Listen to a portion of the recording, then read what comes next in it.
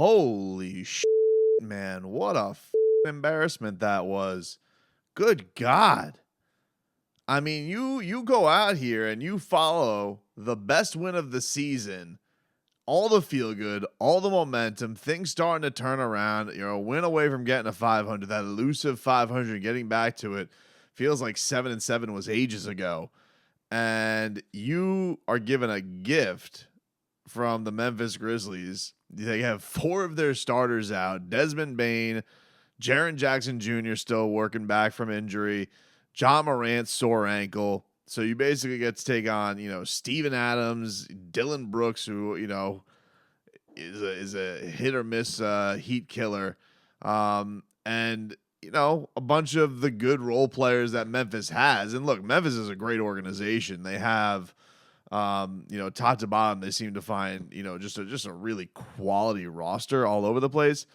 But be real, like you got, and also have had really good success without John Morant.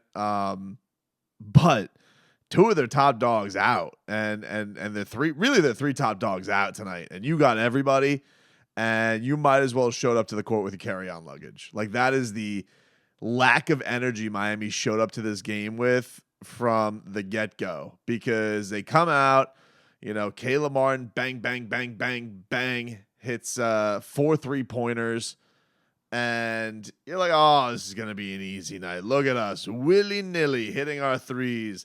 We're going to waltz our way through this victory. And, you kind of just felt the trap of it all being set there immediately, because the second half, Miami Heat goes from red hot to can't hit water if they fell out of a boat. It was that kind of piss poor on offense, and kind of really just set the tone going into halftime. You're like, ugh, what the hell is this? All right. And I mean, you know what? I'm guilty of it too, because like I'm sitting there like as a fan just watching this, and I'm like, yeah, right, sitting there typing up stuff for the show tomorrow. They'll handle this. No bigs. They'll turn it on. Don't worry, they'll get it going. And it never happened. It was a parade through the paint today for the Memphis Grizzlies. They got to the rim as they wanted to easily. They had so much more heart, so much more energy, played with so much more care than Miami did. You have all these guys out there who, without the stars out there, are looking to shine, and Tyus Jones lighting your ass up, runner after runner. He had 28 and 10 tonight, 28 points, 10 assists, killing you. And, you look at Miami, it was, I think the only guy who can kind of hold his head high tonight was Tyler. But even he kind of got smothered by the end of it and really wasn't doing much in the fourth quarter. But I think it starts right now. I mean, you look at this game, it was just like, bam.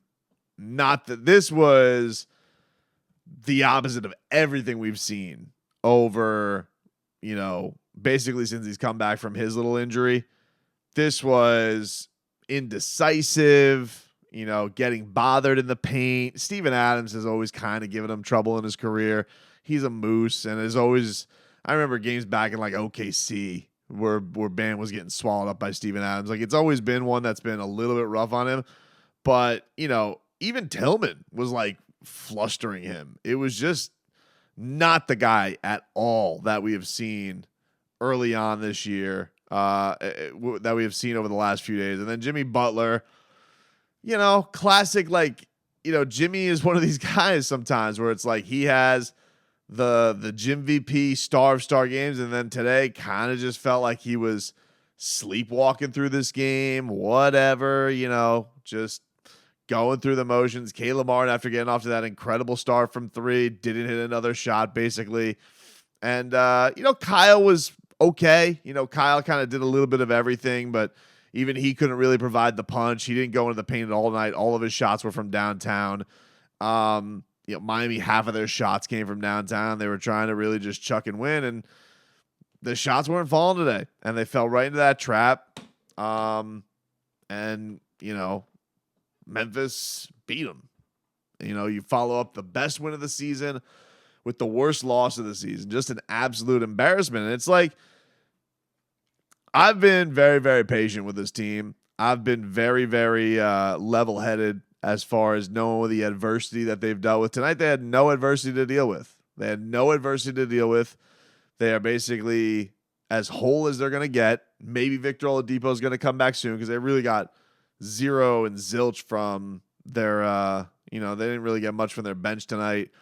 Haywood Highsmith hit you a couple threes. I mean, that's about as, he's even giving you some plus, but I guess Haywood's one guy I'm not going to get on. He's, bottom of the roster guy who's just starting to make his way.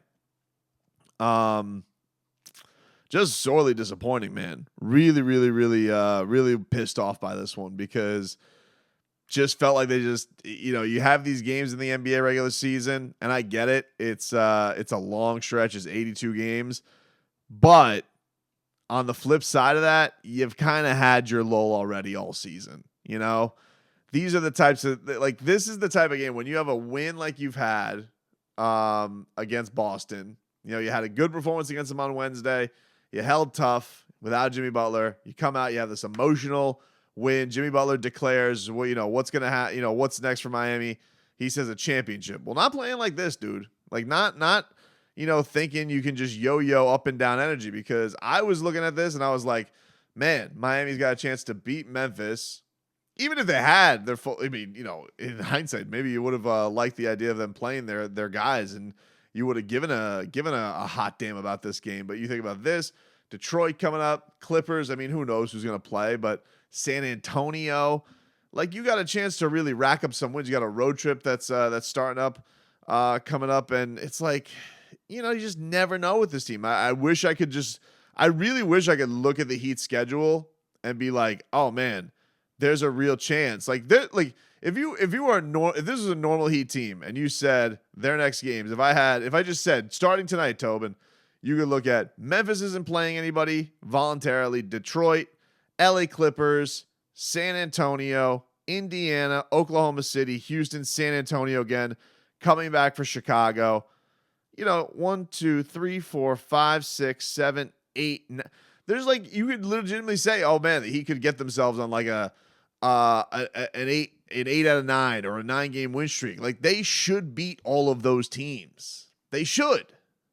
But this version of this team, it's probably, it feels like it's going to seesaw. It feels like it's going to be, it feels like a complete roll of the dice, because you are really getting into right now an opportunity where, outside the Clippers, who knows if they play Kawhi, and the Pacers have been a lot better than we thought they've been, but you're looking at the schedule now with, I would say basically up until you get to the West Coast trip after Christmas to Denver, you got, the Lakers, the Timberwolves, the Pacers, the Bulls, the Spurs twice, the Rockets. Okay, I would feel like that is a time to get going, fluff up this damn record that you have been wallowing in all season long. Yes, have had injuries to deal with, and I have given the benefit of the doubt. But to lay a complete turd like they did today, after you had that sensational win on Friday night, man, I mean, just as disappointing as it gets. Really, really, really embarrassing.